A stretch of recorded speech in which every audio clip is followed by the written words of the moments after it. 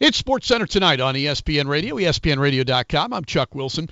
You know, from an early age, we've been taught that winning is everything, right? That you'll compete for everything in life and you should do everything to win, whatever it takes to be the best. Be a winner. The message is drilled into us. The most successful people in life are winners. Winners get fame and fortune and the lifestyle that goes with it. Losers, well, they're losers. What we haven't heard is that how you compete and how you win is important. Dan Venezia is a former professional baseball player in the Minnesota Twins organization. He directs camps and clinics and gives lectures. He is Coach Dan. His new book is Coach Dan on Sportsmanship, and he's reaching out to the youngest to get out the message that fair play, respecting your opponent, being a good teammate, all of these things really matter. Dan, welcome.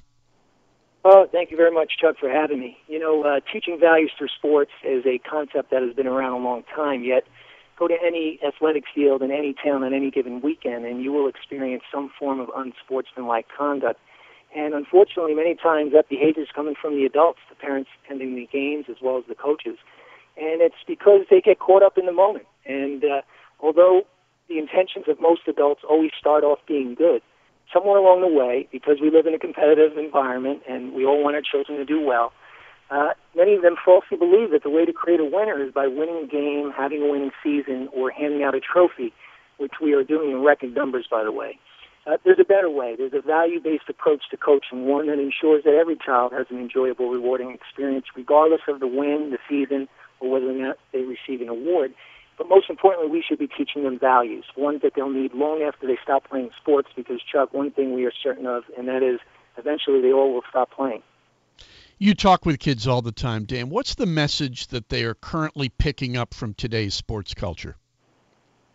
Well, that win at all cost mentality. You know, we see it unfortunately at the big league level. The one thing that I noticed last year, a player on the New York Yankees reached into the stands and ran off the field as if he caught the ball.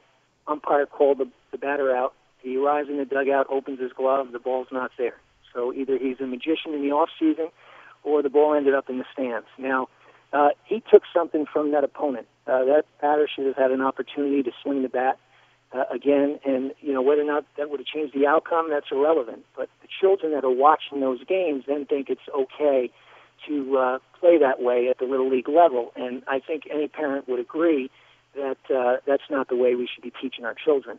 I hope Bud Selig is out there listening, because I would love for, baseball has done a great job in instituting these stricter drug tests, because I believe that'll lessen the impact that it's had on our youth, and less children will start,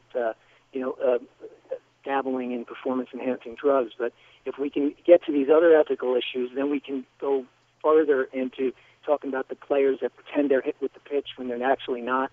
And if we can do that at the big league level, that'll have the biggest impact because of the thousands and millions of children that are looking up to them.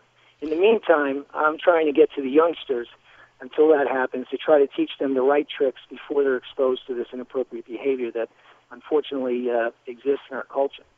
It's a wonderful message. Dan Venezia joining us. Coach Dan on Sportsmanship is his book. It's colorful. It has wonderful messages in it. It's aimed at young kids. Check it out. Go over the book with your child, and it's some wonderful messages. You know, you mentioned about faking being hit by a pitch, and I'm thinking, here's somebody that is at an iconic level like Derek Jeter, who represents so many of the really good things we want to see at our athletes, about teamwork, about leadership, about, putting team first, all of these things. And yet even Derek Jeter went down that path of faking being hit by a pitch in order to work against the spirit of the rules. So I guess my question would be, we are in a little bit of a chicken or the egg here. You mentioned about parents. You're trying to reach the kids.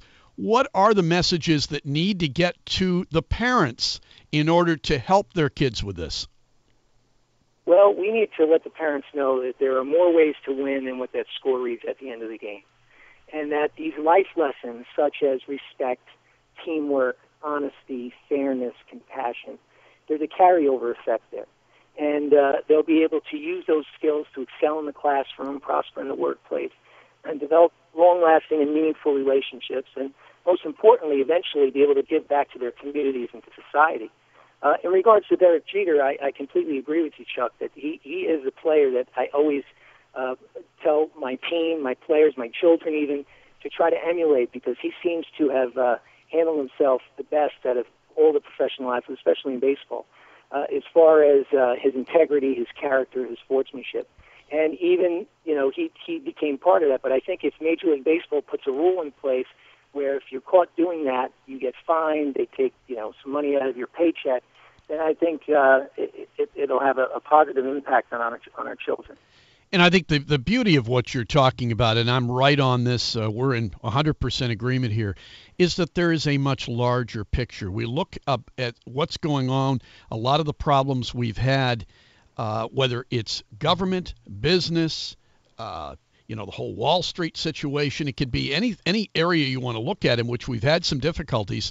It's along the ethical lines. It's about doing the right thing and playing within the spirit of the rules and not constantly trying to work around rules, because we've already determined you cannot strictly govern behavior just by rules and regulations, because there are always people that will try to work around it. But if you go at it with the spirit of the rule, that's what you're trying to follow, that's the path we need to be able to help young people go on. Absolutely, Chuck. The responsibility of the youth sports coach is not to build a championship. It should be to build character. And instead of trying to fill the players' trophy case with awards, we should be trying to fill their young minds with principles that strengthen their core.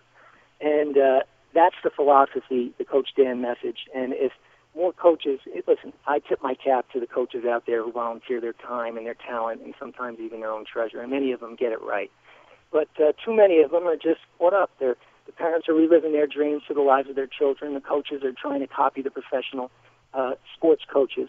I was coaching third base a few years ago, and one of the players hit the ball down the third baseline, and the umpire called it foul. And a parent in the stands, of course, it was the boy's father, started heckling the umpire. He was aggressive. He was demeaning. And then he started turning that towards me, saying that why didn't I argue that call? So I told the gentleman that, listen, you must have good eyes, number one. And secondly, this is a 16-year-old kid who doesn't do this for a living. He's trying to earn a few extra bucks maybe for the movies or to go to the mall on the weekends. And there's no line down there in left field, so I teach your son, along with the rest of the team, that if the umpire says foul or strike or out, that they should move on and not worry about things they can't control. If I argue that call, what kind of message am I sending to your child and the rest of the team? And fortunately, that parent got it, and he apologized and moved on. But there are many parents out there that don't get it. Just recently, my son was playing in a football game, and he made a nice catch, hit the ground, and a few seconds later, the ball dropped, fell out of his hands. And after the referee called it a catch, and after the game, a parent came over to him, asked him if he caught the ball. My son said yes. And then he went on to say, if the referee ever asks you if you caught it or not, tell him that you always caught it. So I couldn't believe that he said it right in front of me. You're basically telling my son to lie. So, of course, I corrected him, and I said, no, Skylar, you tell the truth if the referee asks you if you caught the ball or not. So this is what we're up against. And hopefully we can teach the puppies the right tricks and get them to play the game the right way, the fair and honest way. Terrific. Coach Dan, On Sportsmanship. That's the book. Dan, thanks so much for spending some time with us. It's a wonderful message. You and I are simpatico on this. Thanks so much for your time. We appreciate it. Hey, thanks for having me. Look forward to seeing you again. Thanks, Chuck.